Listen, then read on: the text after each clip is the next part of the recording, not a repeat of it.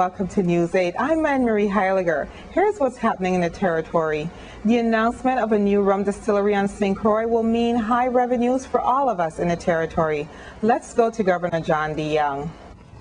What the agreement I have signed with Diageo will do is assist Diageo with financing and construction of an environmentally sound rum-producing facility on St. Croix that will, when fully built out and operating in 2011, begin to generate a stream of rum revenues that will enable us to address our long-term challenges, in particular our unfunded pension liability and long-needed capital projects, without ever having to take money from other areas of need or borrow from our children.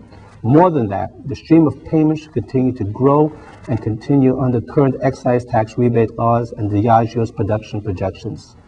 This will allow us to continue to pay down the debt we have previously incurred.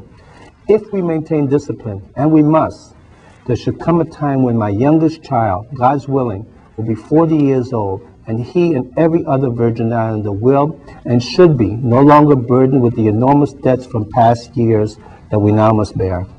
If there's one thing I learned as a banker and a businessman, it is that although we must manage the problems of the moment, we must plan and invest for the long term, or you will wake up one morning and find out that you're out of business. I have never accepted that we in the Virgin Islands were to be forever doomed to be a community always on the edge of need, always fearful because our government was always close to being broke. We can reverse past practices and live within our means. We can plan and act in ways which grows these means. We can and shall provide, and provide ever more for our people, and together we can take pride in the accomplishments as a territory. I believe that upon review and approval of the legislature, the agreement I have signed with Diageo will place us on a path towards these goals. For although the Diageo agreement takes us a long way towards solving a number of our long-standing problems, it is not a panacea. It does not fix everything. Chief among these is my commitment to deal with the issues of retro. With the strengthened financial outlook that the Diageo agreement makes real, we will now be in a position to redouble our efforts in confronting and dealing with these remaining challenges. It is in the fullness of time the contributions of many who have made this agreement real will become known. Let us thank all who have worked to develop this public-private partnership between our government and Diageo. And let me particularly thank our delegate, Donna Christensen, who not only made the first referral of Diageo to the administration, but has continued through this long process to provide assistance in Washington. Let us welcome Diageo to the U.S. Virgin Islands.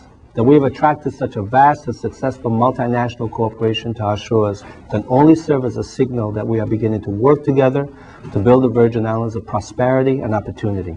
The senior management from Diageo will be in the territory later this week.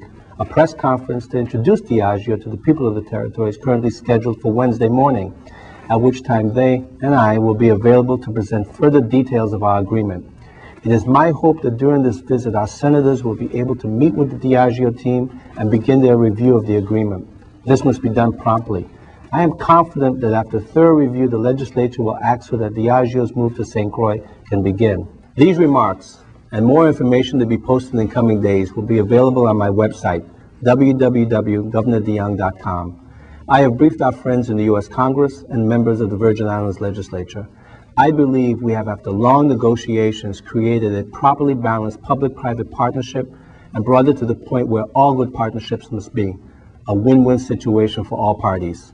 I truly believe that we are at the beginning of an economic transformation that requires a government that works in the best interest of all, a government that is transparent, and one that understands that private sector development is the key to our future success. All of this is within our grasp. It is all real and possible. Let us make it so, as we ask God to bless the Virgin Islands and each and every one of its people.